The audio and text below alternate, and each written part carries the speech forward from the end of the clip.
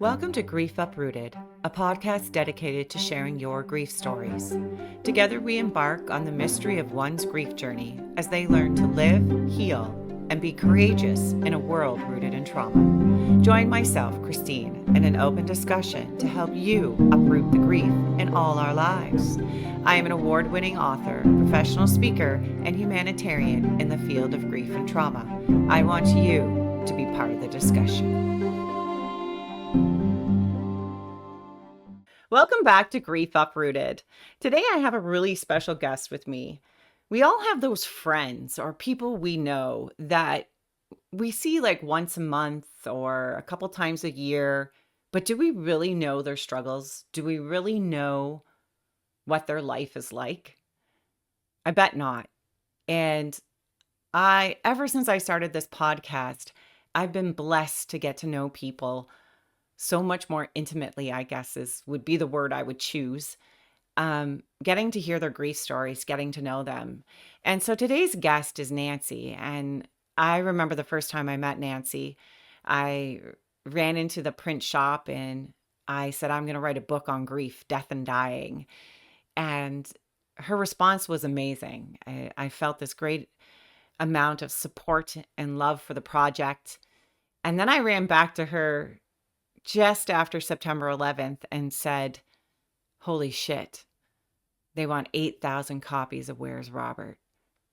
I don't even know how to lay a book out. I don't know how to print a book. I don't even know how to do this. And this amazing woman has stood by my side for over 25 years and helped me with every book that I've written, published, the topic I've chosen. And today, I just think it's a huge honor to have her here to share how she's coped with her grief and, to share her grief story. So I'm going to let her say her last name because I think it's a wee bit worse than mine. So how do you say your last name? Welcome, Nancy. Thank you, Christine. So it's Po Top Chick. So Potopchick. Potopchick. Potopchick. Just as bad as Ned Landon. Yeah, pretty much. Yeah. So welcome. I just kind of wonder, like, what was your reaction to, like, did you ever have anybody else come in to ask you to lay out a book on grief and their grief story? I know we're going back like 25 years, not that I want to age us, but did anybody ever come in and ask you to do something like that before? No, not at that time. Like I'm starting to see it now. Mm-hmm. Will open up more and want to share theirs. But at that time, no, I didn't. Yeah, we were trailblazers. That's what we were. Yeah. We were doing it. So one of the things that I've loved about you that I've witnessed is you're a fighter. You're a fighter beyond what I've ever seen. And I just think it's a huge honor to be part of your life. And everybody that's listening is going to know why when we get into this. But I really wanted to touch on the start of your grief story. Like, when did you first experience, what age were you, that grief kind of came into your life? Well, first, I want to say to you, thank you for doing that. Because not often do I get an opportunity to really open up and share my grief story. And it's important for others to hear. And I know this is the right platform and you have the right audience for me to open up.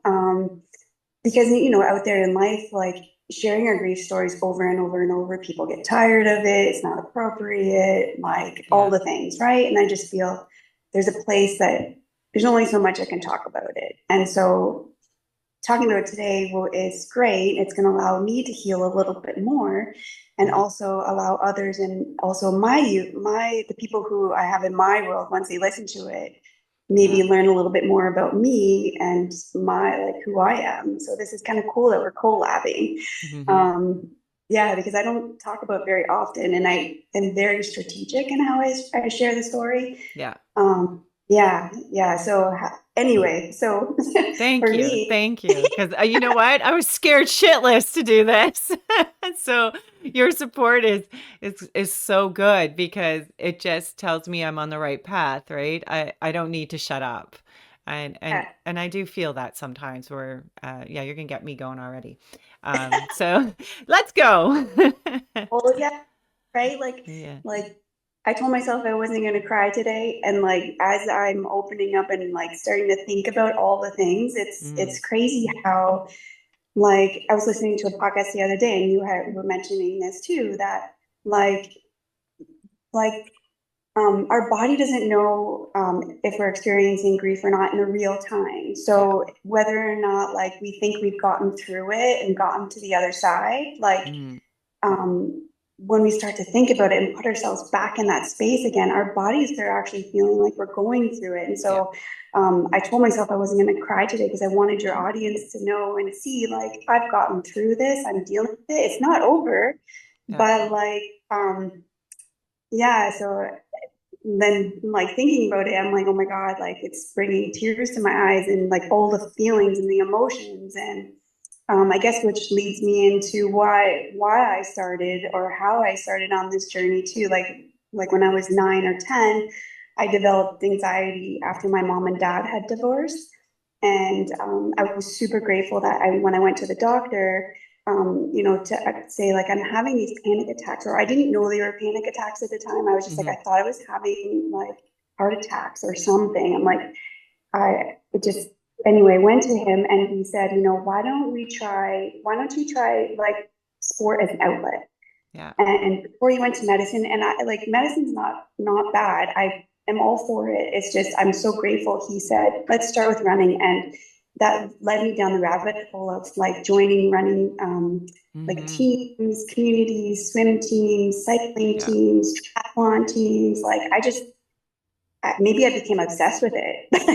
Well, Like, what a great obsession. And I'm going to back up because the, even hearing you talk about a divorce of your parents, um, in today's society, we look at grief and I think people avoid it because they think it means death, death, death.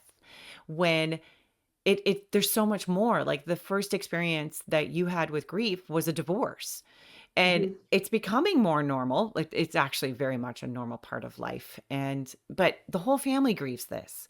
And everybody's experiencing it differently. As parents, you're feeling guilty, you're feeling, is this the right choice?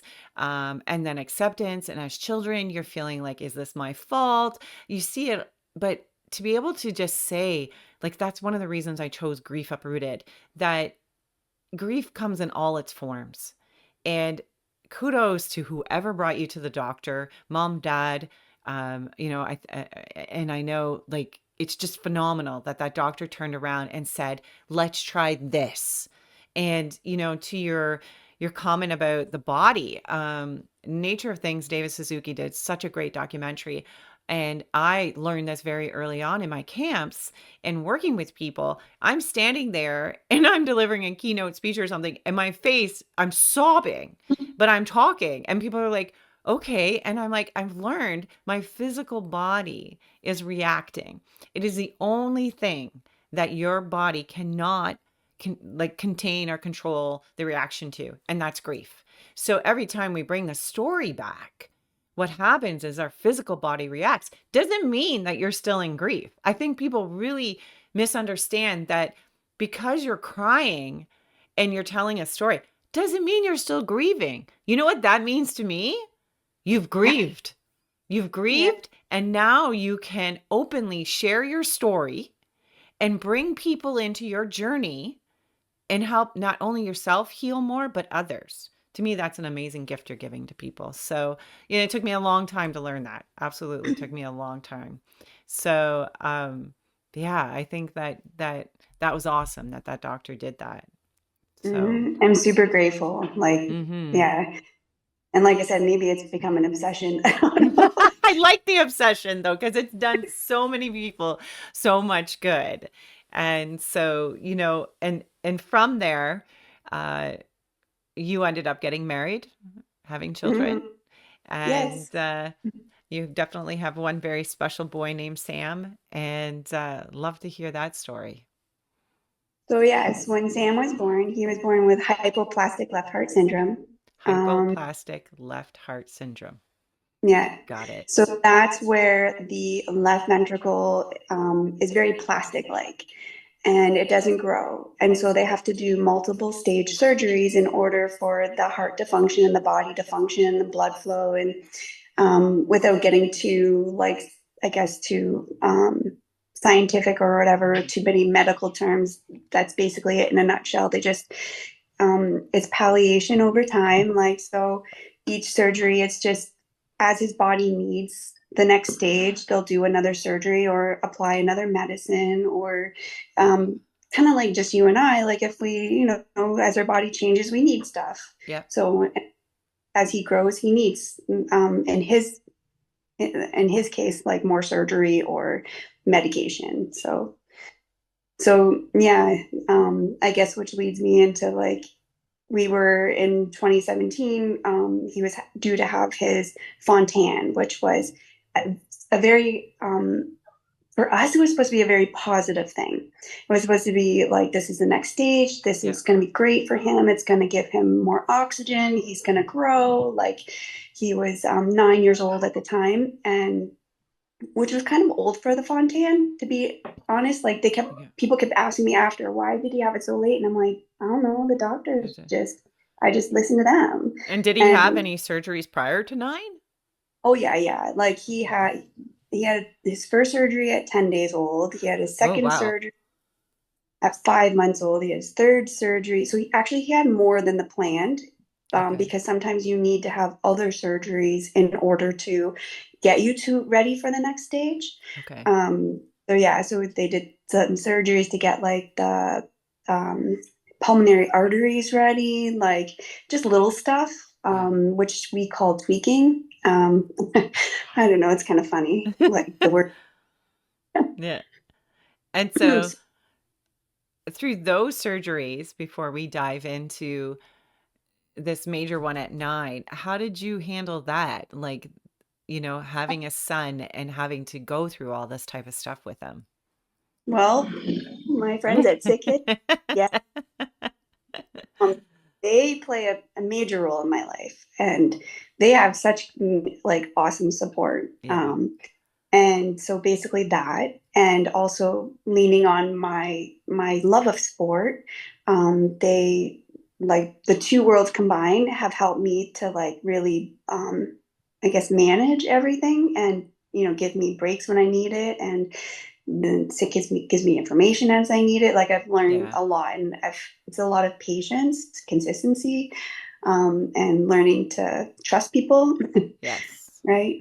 And with sick kids, the palliative team there, Lori and all those guys, I've worked with for, and this is where it was so strange for our lives because I'm always up there helping in the palliative department with resources and workshops, and they do conferences, and we've worked together for all those years, and then to find out that you're essentially using these services, it kind of blows your mind. You're more connected than you really know. So take me through when we're 9 now and we're going for this surgery and we're hoping it changes our lives. Yeah, so we were hoping it changes our lives. Like he woke up and we were going through that. There's, the recovery period, and things weren't kind of panning out as they should have. Hmm.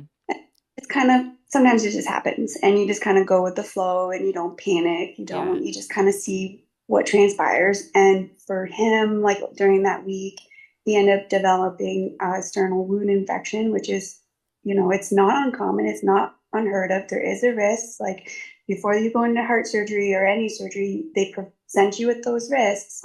Yeah. And we all kind of just sign the paper. Yeah, yeah, yeah. Yep. Right. Yep. But yeah, but it happened, and it took us on a really wild roller coaster. We were there we lived at Sick Kids and Ronald Mcdonald for 100 days during this whole point. And there's several moments where we came very close to losing Sam, like a Wow. lot of times. And yeah, and some of the conversations I've had to have, they were very, very tough. Like, Yeah. like, should we keep going? And, do you want to keep going? And as a parent and an advocate, I was like, that's my child. Like, Yeah. we have life with this person. Obviously, I want to keep going. But then Yeah. there comes like a point where it's like, and I didn't mention this before, but like, are we torturing this person by trying to keep going, or Yeah. are we helping them? Yeah. And so that's where you start to have conversations with people around you. And I had to have conversations with like, other children in my life, in our family, to say, like, if that was you, Yeah. would you want it going? And that was like, looking back, I'm like, I can't believe I even had that Yeah. conversation. Yeah. Because you Like, had a conversation essentially of life or death, you know, yeah, like with your child. Like, yeah. And, like, and so, oh man, like, just all of this, you're bringing me back, Christine. But, so what's the point? So 100 days at Ronald McDonald's house, and because I know you live with other people in the home, other families. This is from my experience in working with these organizations, and then he's in the hospital for those 100 days. Um, how was it like living there? And did everybody come with you? Like, did your other children, your husband, did everybody move into Ronald McDonald's house? And what Yeah. was that like being able to? I'm sure that you visited Sam every day. That was your, 100 days is over 3 months. That's a long period of time. Well, so that's the other amazing thing about sick kids, is that you're really much in the care. So even though he's in the ICU and going through all everything he's going through, the family is very much involved, like, to help with his care, to understand, because when they come home, we have to understand like how to live, Yeah. no. So yeah, they all lived with us, and then like during that time, I guess this would lead me into why movement was so big for me, is that I would take breaks from those days, and then I would either walk a lot, or I would run a little bit, or Yeah. with sick kids in Ronald McDonald House, we have social workers, so they gave us passes to like the Y and stuff. So then I would do a little bit of swimming, not a lot. Like, I'm an endurance sport person, and I could go for hours, but Yeah. just enough to give me a break, To you know? ease your mind out. To Yeah, easier, yeah. and you mentioned it, and I'm going to go back to it because we mentioned it in just conversation before, but you felt like you were a monster to everybody. and Oh, and and yeah. I'm really fascinated because for I I have I don't know what I would call myself after doing a grief camp, but I always take a couple days off before I come home because I feel like I'm not in the state of having pleasant conversation, I guess is I don't know how to explain that. So you need to just kind of come down. So when you talk about that, what did you mean by that? Um, well, because we were grieving so much, like, we were Hmm. going through this difficult time, and my whole sole focus as an advocate was to get Sam through this. Hmm. And so all the people that are around me, that like naysayers, or anyone that I felt wasn't being truthful, or just if I felt anything off, I was just not very nice to them. And like, even to doctors, even if I thought they weren't doing something right, I Hmm. just became a monster to everyone. Like, I just wasn't a nice person. And looking back, I'm like, wow, that was the way I dealt with grief and trauma. Like, Yeah. And it's kind of like Mama Bear comes out, right? Mama Bear's there, and my French, don't fuck with my kids, man. yeah. And it just happened. Like, Yeah. I lost control of that part of me. And, this is why it's good that we're doing this too, because the people who are close in my life that I was not very nice to Yeah. can maybe understand like where and why. And yeah, so And I thank think, you. oh, you're welcome. Nancy does apologize for the monster part, but the monster part got her through. And I think Yeah. that that's such a great way of describing your grief that, I often suggest people wearing bereavement bands. And a lot of times they're like, why? And I'm like, because grief is life altering. Like, this experience is life altering. You are become a different person. And and you become a better person, really. It Mhm. depends on the track you choose, but we don't Yeah. talk about it. So you thinking you're a monster. I bet you any money if we ask those people, they're going to say the complete opposite to you, Nancy. They're going to say, "No, you were a mama bear fighting." And, um, hmm, that is something I think every mother listening to will will relate to. We've all had Well, those moments where our children are suffering, and this type of grief for me, I used to when I first started grief, that there's nothing worse than someone dying in your life. That was my whole plight because I was this young girl who lost somebody she loved. And then I started witnessing other people's stories, such as yours, and went, holy shit, the person is alive and you love them. And now you have to go and have these conversations with children. You have to be able to say, we need to talk about this. We need to figure out the plan. And having that conversation with a 9 or 10-year-old child, it's like, I often look at Lori at Sick Kids and that whole team and go, I don't know how the hell you do your job. But, there's such strength in that. And I think people don't even realize these jobs exist. They don't realize this type of grief exists. We're all looking at it as, oh, sorry, someone you love died. Yeah. Imagine looking at someone you love who might die, who you're planning mhm, this palliative care with, and they're a mhm, child, right? mhm. So, you know, I think you had every right to be a monster. I think a big scary ass one would be good, right? Because that's everybody knows where that was. And so what happens? Like how you're during the 100 days, obviously you're going out and running and visiting him. Um, how does I wouldn't even know what to do when I'm living. I would wonder what clothes to bring, but maybe that's not a priority.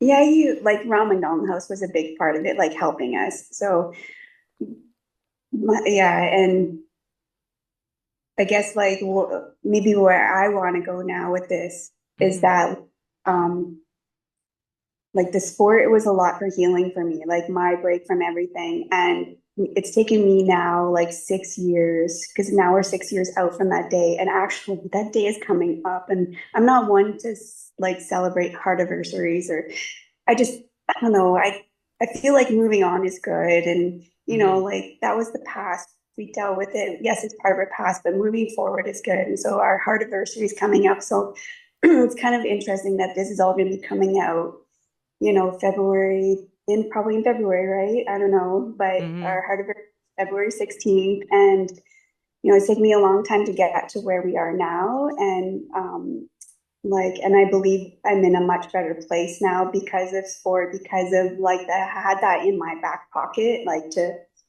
be able to like just start simple and put my Hmm. running shoes on and get out the door and like it's the cheapest, most accessible form. Like even just to go for a walk and to like get in nature and hear the birds. And like when we came home after that 100 days, I guess the first like bit was pretty hard, like for me to actually leave the house.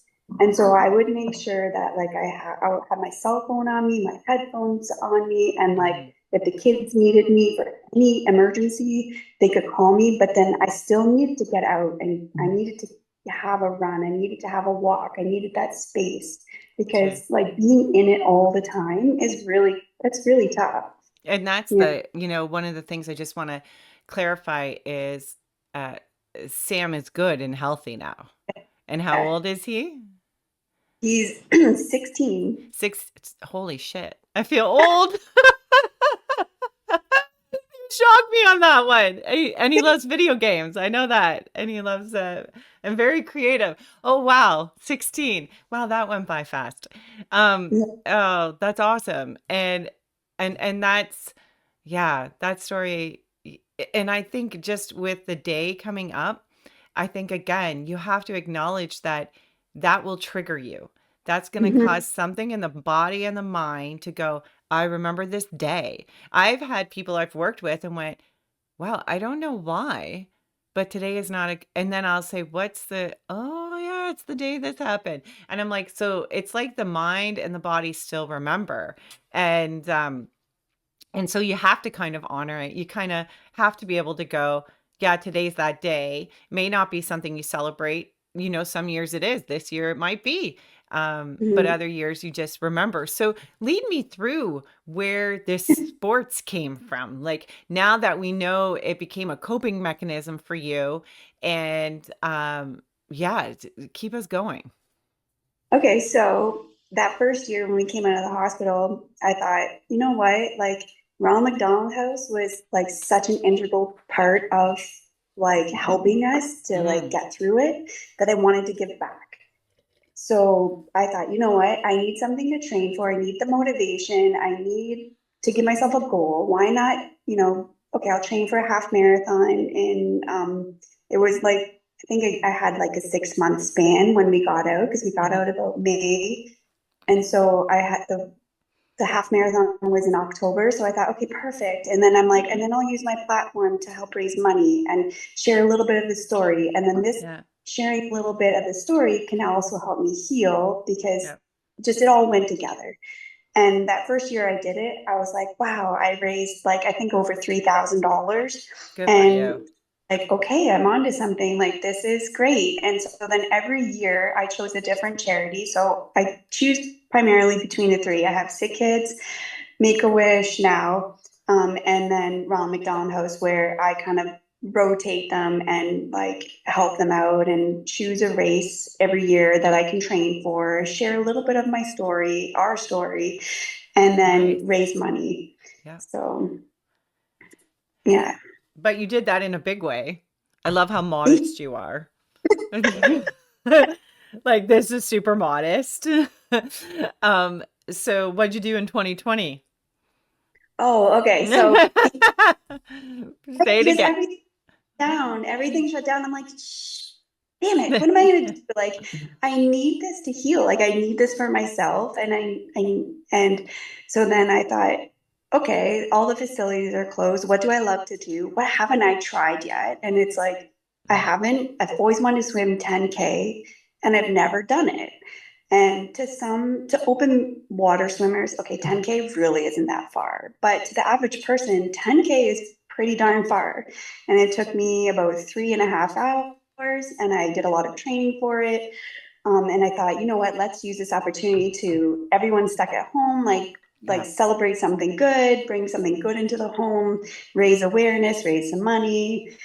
And I had friends like training with me. And then I even had friends on the big day swimming with me. So it was really awesome. You're still modest. So she made it into the media. She was all over the newspapers. I love your modesty, so I'm going to say it. So you swam the Welland Canal. Oh yeah. Kudos to you. I don't even know if I get in that water.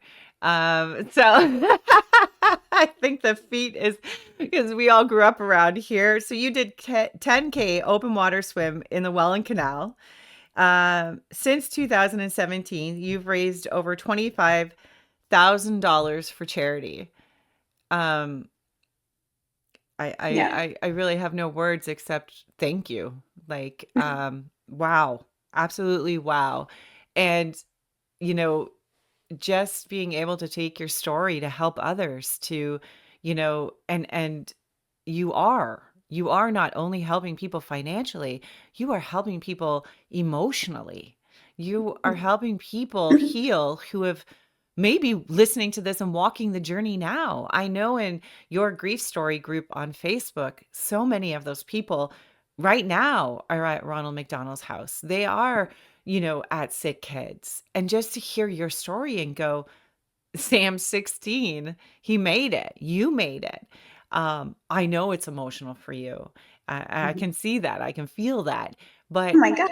it will never, often people say to me, well, you get over grief. No, it integrates into who you are. It becomes part of you. To me, it makes you way more lovable, way more empathetic, way more courageous, and way more stronger. But society, we've always looked at it so different. And that's why we're here today. So thank you for raising that money and thank you for helping those people. But I do have some more questions that, I'd love, and I think people want to know. How do you feel when, so a lot of us want to do this. I gotta, and obviously we're going to talk about the steps that you offer and the programs you offer. But one of the first things I want to know is how do you feel when I do Camp Soar? There's this moment where I kind of go, okay, my emotions or my spirit, something connects and it all dissipates. I'm present and I can do it. It's not a physical endurance, it's an emotional endurance that says, I must be present and I must kick ass in what I'm doing right now. So, what part of you, because I'm sure there's a part where you want to give up, and at what point does that happen to you? And what does it feel like when you're doing the race? Like when you were swimming the 10K, what the heck? Like what are you thinking about? Well, there's a lot of singing in my head. A lot of magical music. There's a lot of counting, so I'll count my strokes.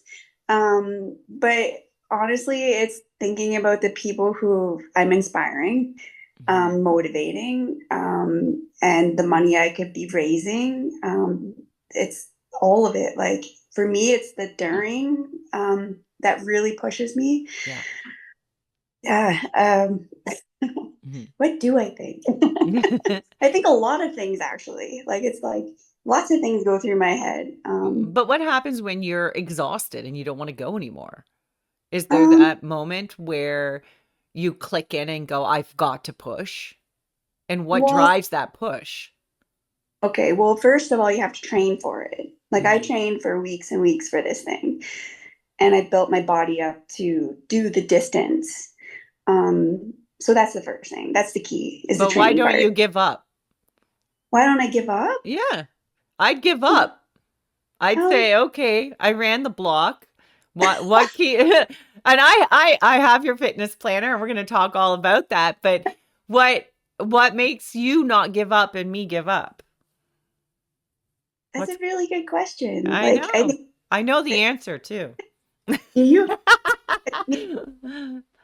something because I think I just dig deep down and I just think of all the things that are going to be at the finish line or like the story I'm going to share after, the people I'm going to inspire, the money I'm going to raise. Like I don't know, I just think I know I have such a story that every time I share it and I go after donations, then I get those donations because of how I'm sharing my story and the strategic way I'm sharing my story. And I think I just think about all those things as I'm in a race and in an event, and it just keeps me going. But what are all those things?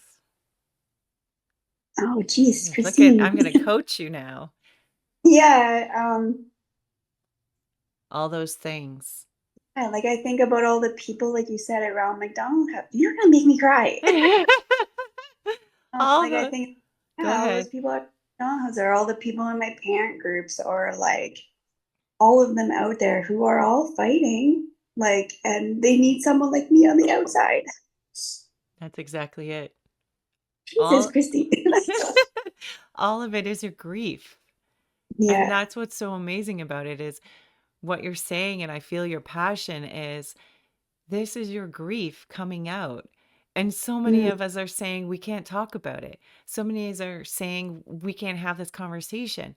Your grief is what's made you do this. That's not a yeah. bad thing. Grief is actually a good thing.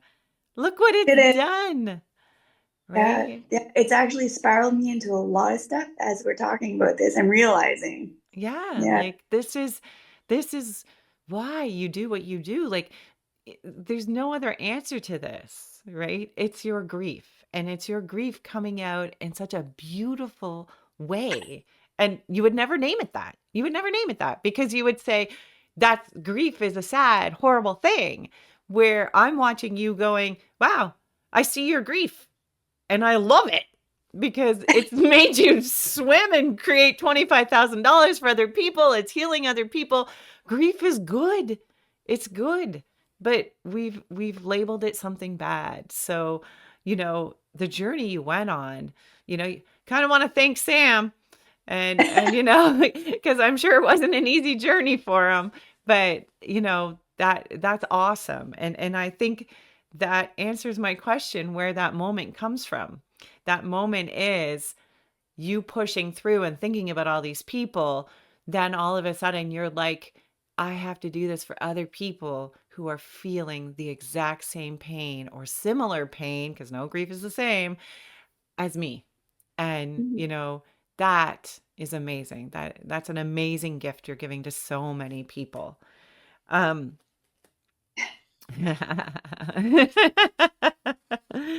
Exhale. Let's exhale. Yeah, And you're going through one of your pardon? like going through one of your sessions. This is good. This is well, and that's the whole idea of sharing our stories is being able to touch on these moments and realize the healing that we not only offer to others, we offer to ourselves. Everyone thinks I do this job to help them. You're so wrong. I do it to heal myself. I started off to heal myself. I couldn't figure out what was wrong. I spent my whole life going, there's something wrong or different with me. I got it. I'm a 6 foot redhead. I'm different. But there's always these elements that I was like, why? And then finally I realized that I have a grief story, and that's what's piloting me forward. That's what's pushing me forward. And so then this is what keeps you going. But you've expanded this beyond, you've done what I've done. You've decided to open a business and you've decided to inspire people even farther.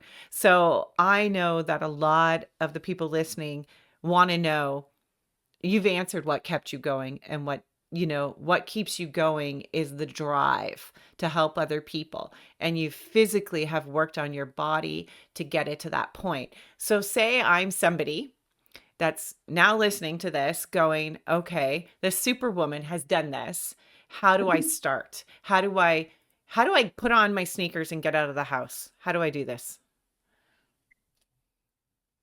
You just do it. Yeah, like yeah, I've created a business, Mm, and it's called Fitness Addiction Training Planners, and you can find me on Etsy. I'm also on Instagram. yeah. So with that, I'm out there helping other do-it-yourself female endurance athletes self-coach themselves, Hmm. stay motivated, and connect her to resources that she can trust to smash her swim, bike, and run goals. And so I'm creating training planners where she can like collect the data on herself, track it, and then kind of build a training plan for herself. And I give all the tools in the bonus sections of my planners. So if you don't know where to start, there's like I have shelves out there you can go to and say, okay, like choose this run planner and get you started. And then if you come back to I've built a community group now. So if you come back to the community group on Facebook, I've started that you can ask the questions on like, well, how do I adjust the plan when I miss a day, or like, how do I fuel better, or how do I strength train? So I'm creating that community now to support the planners that I'm making. And it's going really well. I just started Hmm. it, and I have some chats lined up. One with like mindset. So like, when those negative thoughts start to creep in, because they do, like you said, how do I control those? So I'm going to have a chat with one of my friends who she's a licensed therapist as well. And Hmm. she is training she is Hmm. training other females on how to get through the race. So that's her whole thing. It's like, because we all reach that point where we don't think we're fast enough, good enough, blah, blah, blah. Yeah. All the stories we tell ourselves. Well, she helps people get through that. So that's our first chat.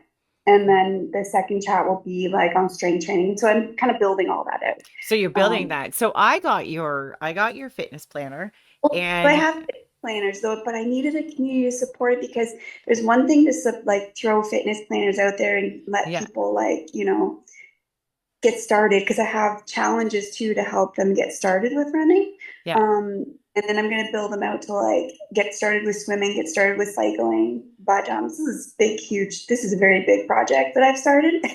I see that. And Yeah, I just before we jump into it, I yeah. think part of it you're donating it. Part of it, Oh, so I created a challenge. Okay, so yes, I become one of the 100 women for wishes, and that's for Make a Wish. So yeah.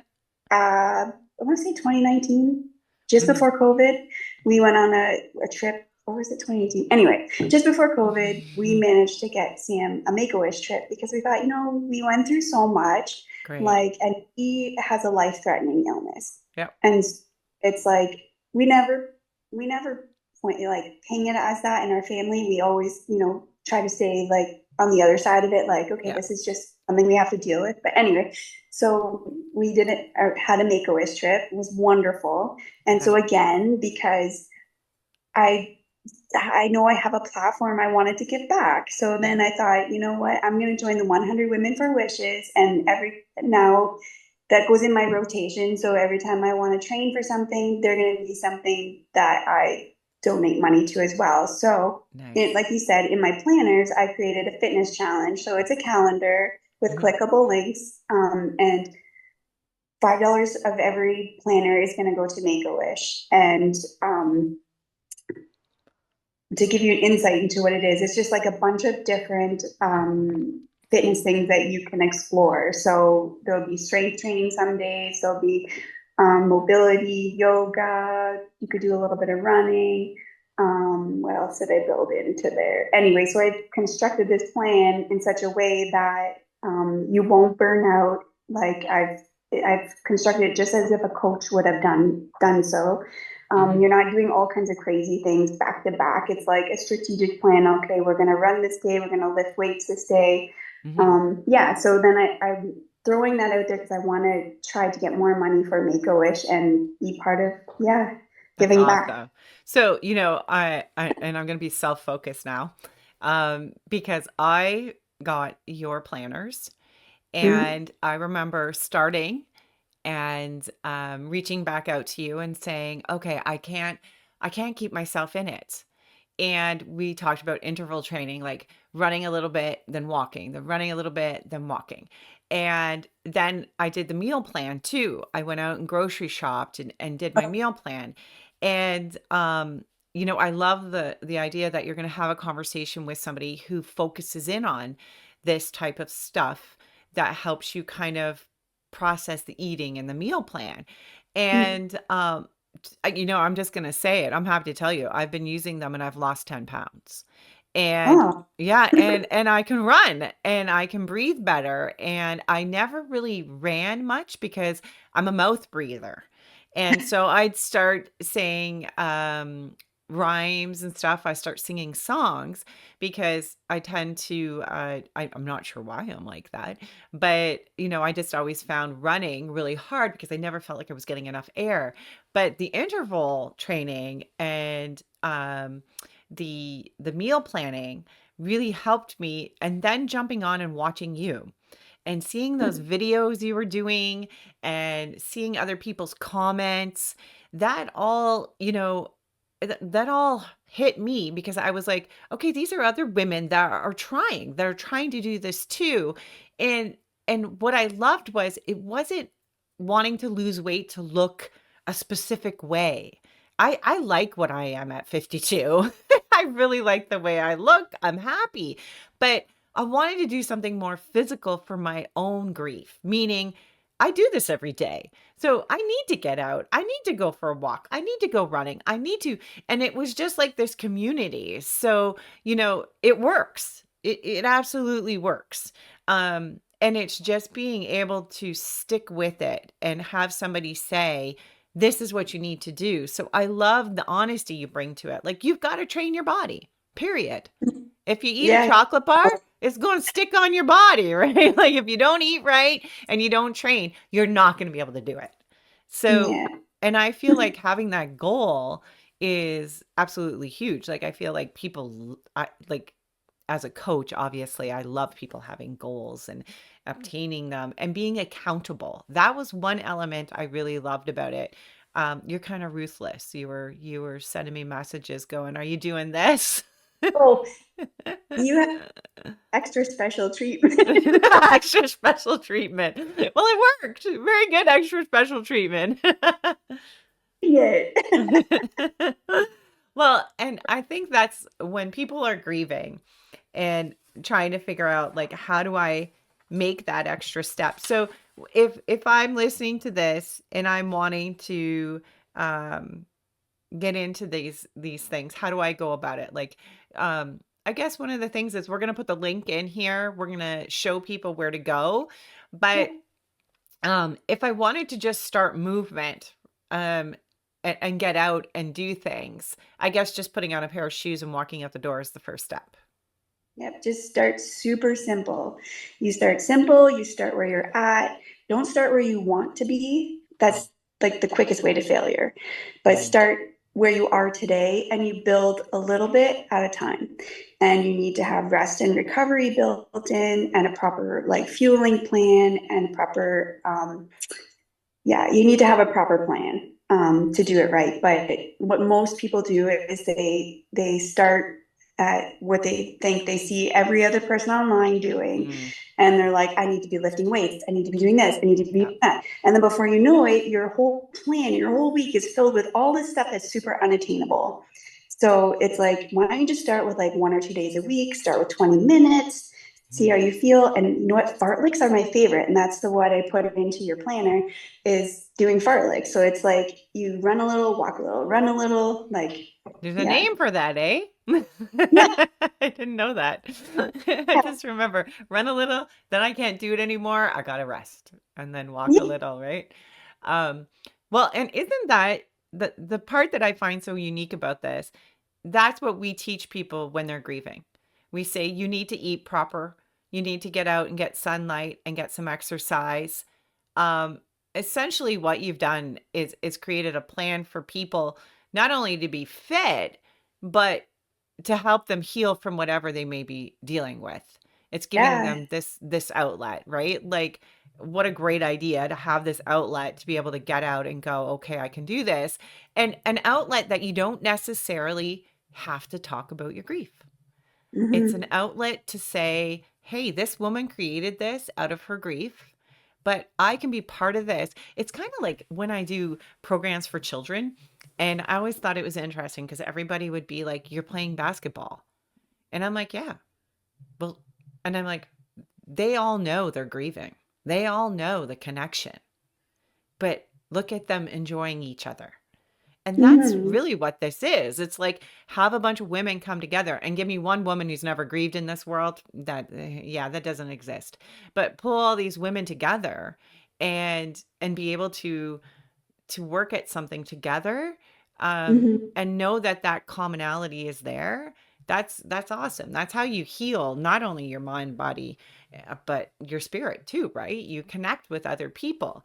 Um, I think one of the things I'd love to touch on and is eating.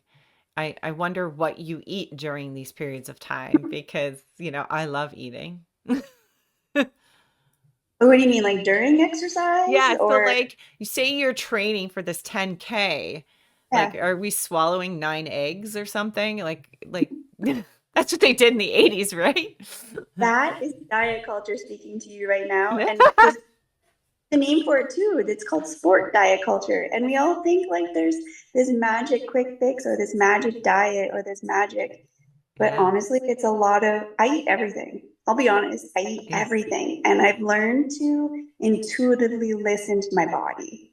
Oh, And that's a good I'm a one. little bit out there, but like one thing I do focus on is I have a little bit of protein at every meal, and I Mm, have carbs every meal, and I have everything else with every meal. But I'm not counting calories. I'm not making sure I'm in a deficit. I'm not cutting foods out. I still eat everything I love because that's important for your mind too. yes. Like when you start cutting everything out, like you need like cake to celebrate because that's celebration. You Yeah. need like junk food in your life because it makes you happy.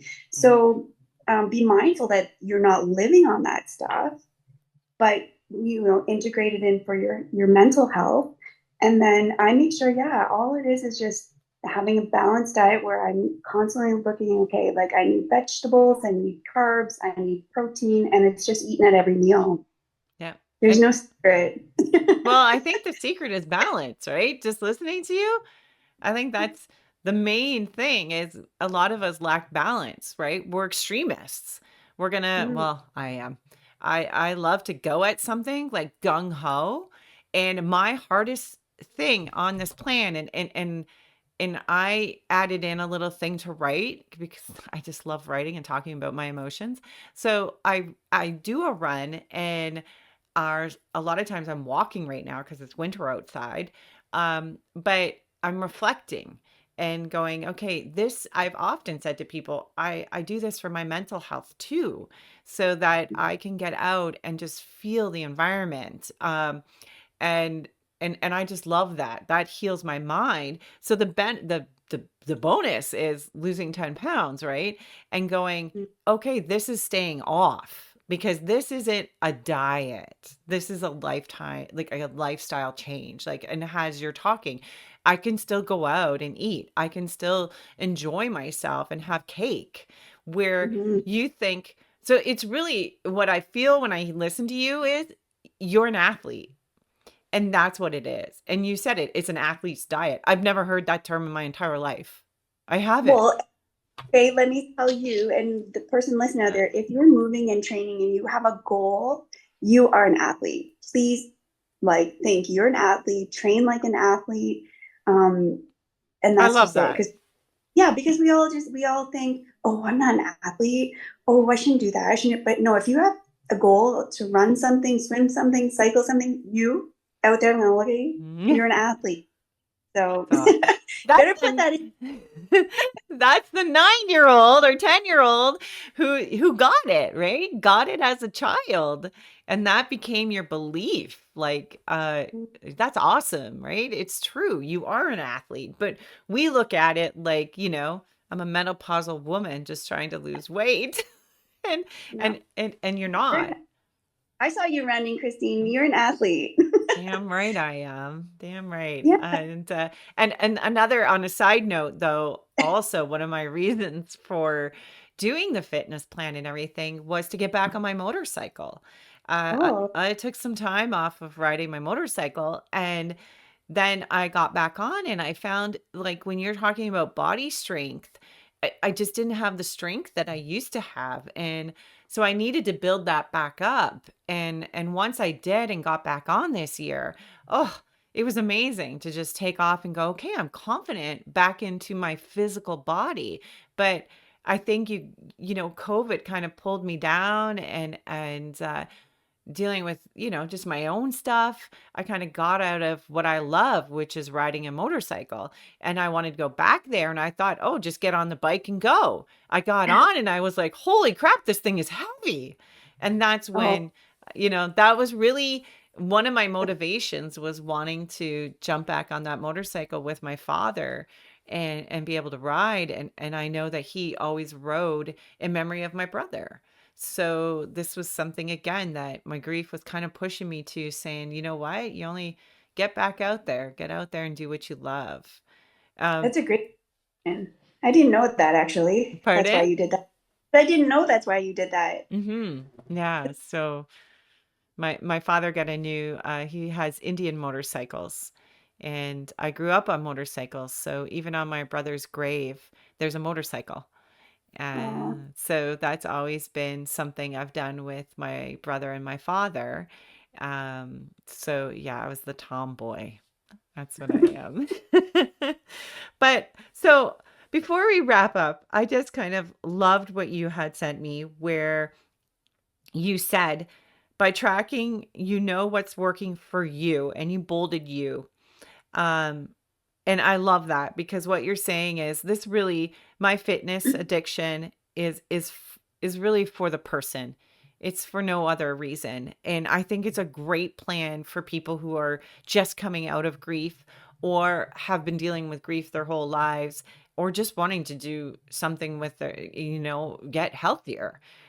mhm. And then choosing the right food to eat and fuel for yourself, I love that. And that it's okay to eat food that are 100% healthy because they're important to you and healing for your feelings. Um, I wondered, you said I follow the 80/20 rule. Oh, What's that? so that instead of saying, oh, I'm going to cut all this stuff out, then I eat 80% healthy and 20% of the not healthy is, okay, yeah, I can have chips or I'm going to have a glass of wine or I'm going to Nice. have a beer, Yeah. right? Because, yeah, I know everything out there is like, okay, well, cut alcohol out, cut this out, cut that. It's all bad for you. But Yeah. you know what? We only live once. Yeah. And now that and especially those going through grief and trauma and have lost someone, you realize you only live once. Enjoy it. Yeah. Right. Yeah. And I think that's where balance comes in because sometimes I did this once. This is like admitting my own bad habits. I did a grief workshop and it was exhausting. And I got in the car and went right to Burger King. Right to Burger King.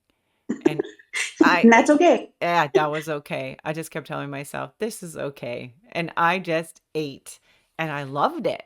But I Mm, knew at that moment, I was stuffing my emotions down. Hey, I'm going to say it. But I knew at that moment that's what I needed. And then the mm, days to follow, I was like, I'm traveling home. I need to stop and get a salad. I even stop, like, I travel a lot. So I'll go to Walmart in the local area that I'm put and I'll buy bananas and apples and salads and I'll bring them back to my hotel or apartment and put them in the fridge. So then I have that 80% healthy, but I also now have accepted it's okay to have 20%. Like, it's okay to feel emotional and go, I'm going to eat a chocolate bar. yeah. But it's really hard because you feel this guilt where I don't anymore because sticking with the plan has shown me like 10 pounds off of my body. And I feel good about that. Well, and if you're moving, honestly, if you're moving and you're training, you need the Hmm. fuel. So one way or another, it's all going to balance out. And don't think you're overeating because if you're not eating, you're going to feel crappy in your workouts Yeah. because you need the food and the carbohydrates to fuel that. If you want to feel strong in your workouts, you have to eat something. And then don't feel guilty about going and getting a Burger King because I do that too. And actually, Whoppers are a Yummy. good source of protein and carb and the good things we need to fuel our body. Just don't eat one every day. I love a Whopper. And I think when you're grieving too, what happens, and I see it a lot in my clients, they start to lose weight Mm, because they're grieving and they're hurting. I'm gonna say it. You get this internal shake, and mm, it's like you're so scared and fearful, and the best way I can describe it, because I've had it many times in my life, one, due to occupational hazard, what I do for a living, but also just traumas I've experienced, where you're shaking, like your stomach feels like it's shaking. And mm, I found I burn calories super fast. And so then when I've worked with people who are grieving, they'll say to me, I have this internal shake. And I'm like, that internal shake is your body trying to process everything that's coming at you. So it's losing weight drastically. So you're trying to say to them, it's okay to eat, right? And then they're like, well, I'm not hungry. I know you're not hungry, but you've got to fuel your body. This isn't, yeah. even though it's an emotional experience, it's a physical experience also. So, having this type of thing in track for people who may not be grieving right now, but get it in place so that when that does hit you, because I hate to tell you all out there that death is coming, it's inevitable. So, Mm, to be able to prepare yourself for something like that and say, these are my coping mechanisms for anxiety. And that's the beautiful gift you were given by that doctor, was this is how you're going to handle anxiety. You picked it up as a child and you moved forward with it. And that has helped you through your whole life. And now you're at a point where you're giving this as a gift to everybody else. I speak for the choir. Thank you, thank you, thank you, and thank you. So if somebody wants to be able to do this, um, shout out, man. Give us the website. Give us how we do this. Yeah, so you can find, I'm in a few different places. I'm trying to put lots of magnets Go for it. um, found. So I guess the best way to start is I really like my Instagram platform. So it's Fitness Addiction Planners. Perfect. And I'm on Instagram. And so if you want the full name, it's Fitness Addiction Training Planners. Okay. And then from there, I have links to my store, like my shop, because I'm on Etsy. So you could search that on Etsy as well. And then I'm on Facebook as well. So if you kind of search those three platforms, my look is very 80s. I like the 80s, the Miami Vice kind of look. So if Me you too. see me, yeah, so if you see neon, that's me. But yeah, I'd love for you guys to come like find me. Yeah, and I think like I was just thinking as you're saying all that, like I think tracking is really important for us too. Like when you're doing your own training plans or tracking your own fitness, is that to know as you're coming, like going through grief or you're having a stressful week, that then you can kind of put the pieces together to be like, okay, so I wasn't feeling so great that week. I wasn't so fast because Mm. all this stuff in my life was coming up, or like, maybe you're remembering something and, the grief is coming back on and you won't want to push yourself very hard. So, yeah. Love it, love it, love it. Love it. I could So, go on for hours. I uh, think we could go on for we hours. could. Thank you so much for coming, and I absolutely, it's an honor to have you in my life. And I just want to say to everybody, thank you for tuning in today, and realize that grief is not only something emotional that we experience; it's something that we're physically experiencing too, and we need to take care of our bodies. And, Nancy has shared a great tool for us to be able to do that. So take advantage of it. So thank you for tuning in. I can't wait to talk next time. And just remember, you matter. Your grief story matters, not only to you, not only to me, but to the world. And it's together that we're going to heal. Take care, guys. Bye. Grief Uprooted professional grief and empowerment coaching are not to be used as a substitute for professional advice by legal, medical, financial, business, spiritual, or other qualified professionals. All our products and services are designed for grief empowerment through learning and sharing of one's lived experiences.